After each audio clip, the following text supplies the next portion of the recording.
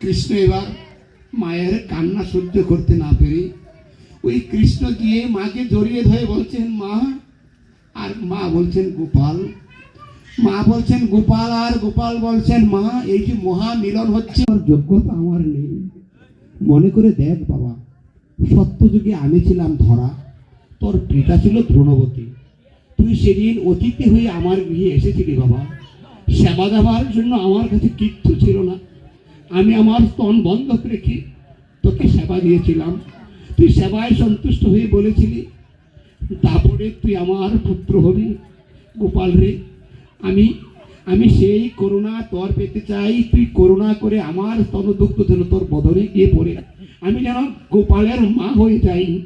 এমন করে কাতর সুরে যখন মা যশোদা পরীক্ষা দিলেন, শত বস্ত্র ব্যাধ করে গোপালের বদনে গিয়ে মা যশোদার স্তনদুগ্ধ পড়েছে। সবাই বলেছে যশোদাই গোপালের মা হয়, যশোদাই গোপালের মা হয়, যশোদাই গোপালের মা হয়। কারণ দেবকী কৃষ্ণকে গর্ভে নিল, দেবকীর স্তনদুগ্ধ কৃষ্ণ গ্রহণ করেনি, তাই দেবকীর নাম হয়েছিল মাগো আমি তোমার গর্ভে আসব, আমাকে দেবার মতো তোমার কিচ্ছু থাকবে না, তাই তোমার নাম হবে দেবকী। দেবকী কে দেব, কিচ্ছু তুমি আমাকে দিতে পারবে না, তাই তোমার নাম হবে দেবকী। আমাকে দেবার মতো সেদিন স্তনদুগ্ধ তোমার রয়েছে, কিন্তু আমি গ্রহণ করব না। অনেক কথা রয়েছে বাবার সম্মুখে, আজ আপনাদের অনেক সময় নষ্ট হয়েছে। শীতের আমার গুরুজন আমার পাশে বসে আছেন বলে, হে দামোদর হে শ্রী মাধব,